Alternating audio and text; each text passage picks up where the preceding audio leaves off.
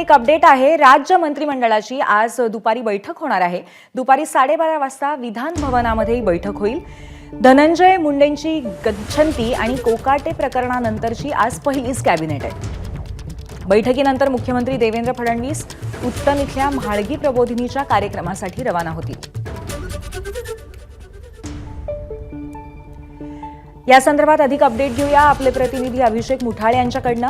अभिषेक, दोन मोठ्या घटनांनंतर म्हणजे धनंजय मुंडेंची गच्छंती आणि त्याचबरोबर कोकाटे प्रकरणानंतरची पहिलीच आजची कॅबिनेट मीटिंग आहे।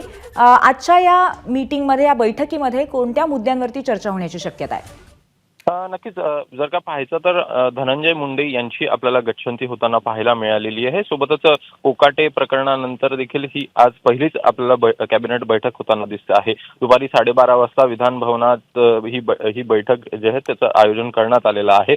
एकूणच यामध्ये जर का पाहायचं तर अनेक विषय जे आहेत ते मार्गी लावले जाताना आपल्याला पाहायला मिळतील। एकूण यामध्ये जर पाहायचं तर अबू आझमी संदर्भात देखील मुख्यमंत्र्यांकडनं विधान परिषदेमध्ये त्यांना नक्कीच तुरुंगात टाकू अशा प्रकारचं विधान देखील करण्यात आलेलं होतं। त्यांच्यावर कारवाई करू असं देखील सांगण्यात आलेलं होतं। त्यामुळे या संदर्भात देखील काही चर्चा होत आहे का हे बघणं देखील महत्त्वाचं असणार आहे।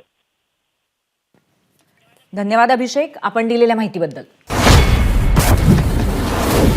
बातम्यांच्या विश्वातला सगळ्यात मोठा मंच,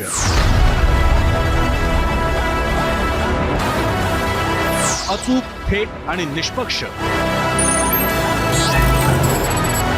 बातम्यांच्या त्याच जगात पुन्हा येतोय आणि घेऊन येतोय चर्चा जनहिताची। नमस्कार, मी प्रसन्न जोशी।